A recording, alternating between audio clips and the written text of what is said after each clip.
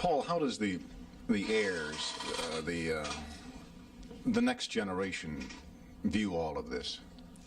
Well, I think that the strongest interest comes from the second generation, the Nisei generation. There are a lot of Sansei, third generation, such as myself, who are concerned, and most of us didn't live through the experience. Part of it is that we were raised on stories about the camps and know about the troubles that our grandparents and parents went through and have a very strong feeling about how it affected them. I know particularly in the first generation, being my grandparents, my grandfather lost his farm. He was just starting to struggle and just starting to make a farm and a business for himself, and was wiped out. And he was never able to return to that. He was bitter about it, and he remains bitter about it. He won't even talk about it now. The other impact it had on us was it destroyed the Japanese communities. Much in the same way that San Francisco has a Chinatown, there were Japanese towns in every city that had a Japanese population. In Sacramento here, it was right down here where the Capitol Mall is.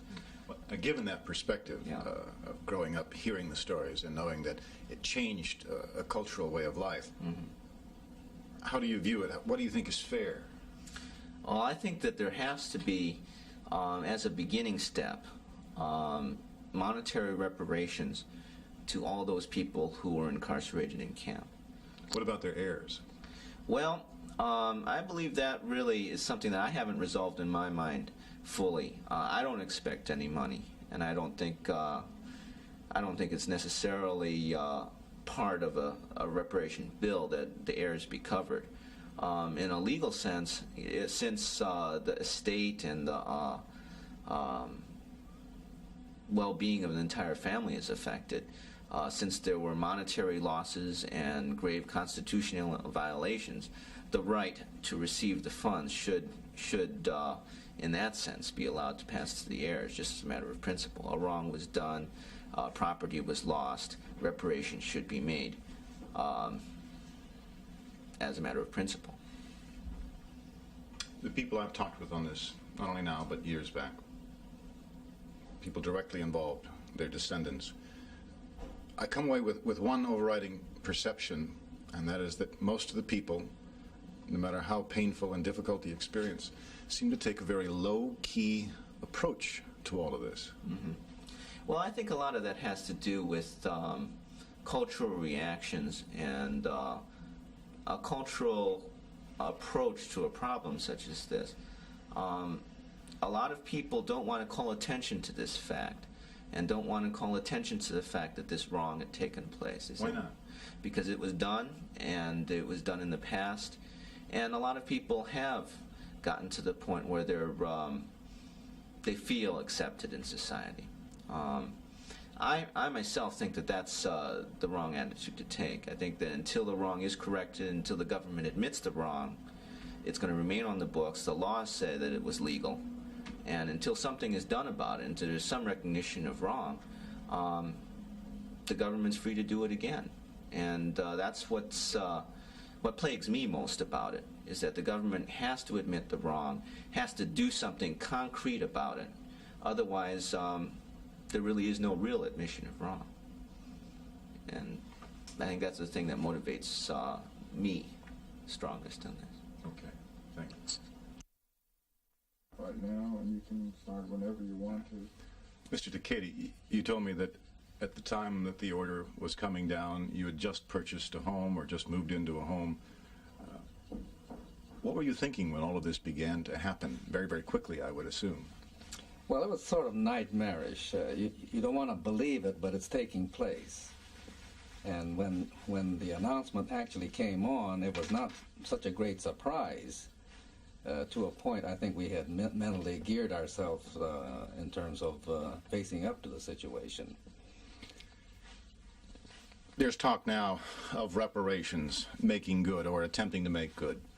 Some talk about money being pushed around, and also a clear-cut admission that what the United States government did in 1942 and for the next few years was wrong. Is just saying it was wrong enough? Well, the law itself is first to have an official investigation and study from which conclusions will be drawn. And then the commission will come forward with some form of relief or remedy, if at all, and make a recommendation both in terms of its conclusion and relief to Congress. What would be fair relief in your mind? It's hard for me to say that. I haven't given it too much thought.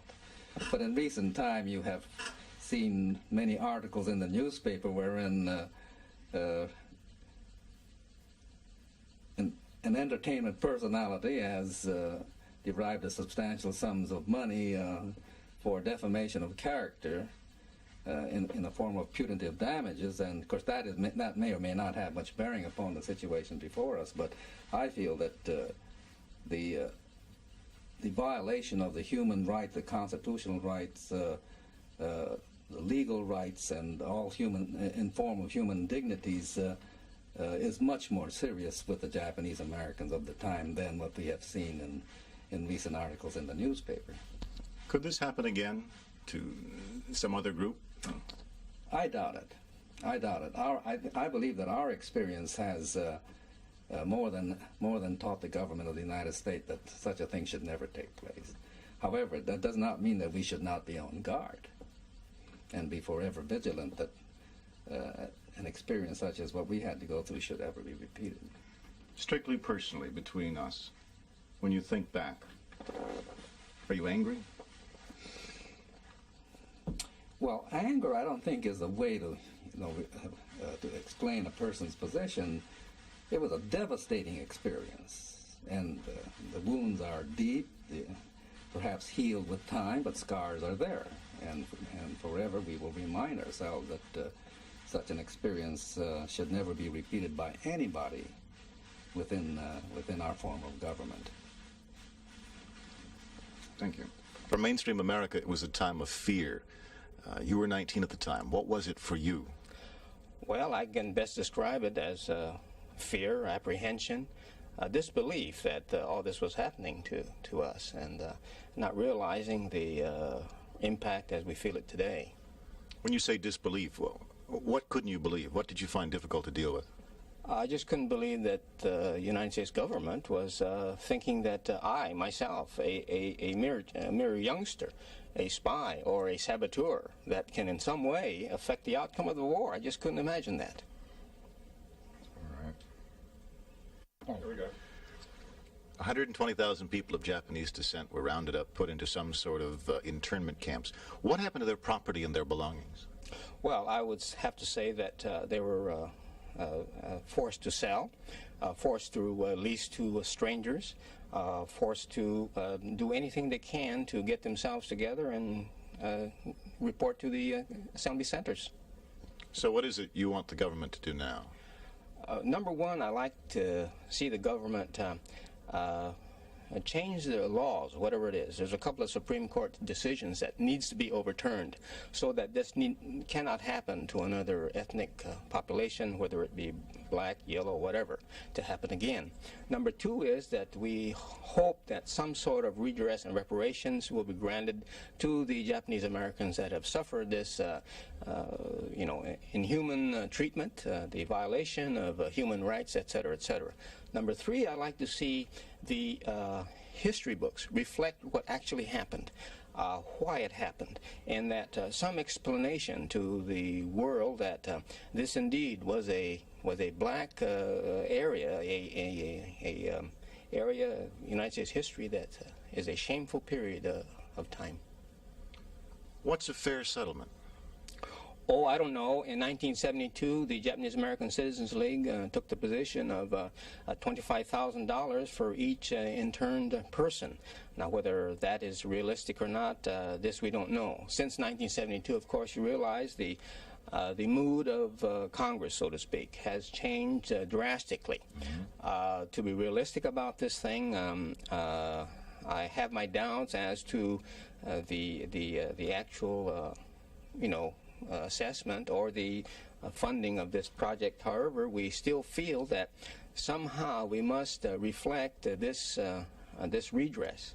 And the best way to have the general public feel the redress is through some sort of compensation. Money. Yes, money. Since you're talking about correcting an error in history, the money, I would gather, would not be terribly significant so much as the actual doing of saying, we were wrong, we will now pay you. Is that right? That's correct, sure. Naturally, President Ford did rescind the Executive Order 9066 that put us in the camp in the first place. That is reflected in some minds as a form of redress, some form of reparations. But it is a position, generally speaking, of the Japanese American population that just will not hack it. Okay. This is a close. How you feel about all of this probably depends upon your point of view. As one of those interred during the war told me, when you're the victim, your perspective is very personal. And no doubt the recommendations that the Commission will make to Congress early next year will grow out of the telling of many of those experiences. Vince Gibbons, Channel 3 reports.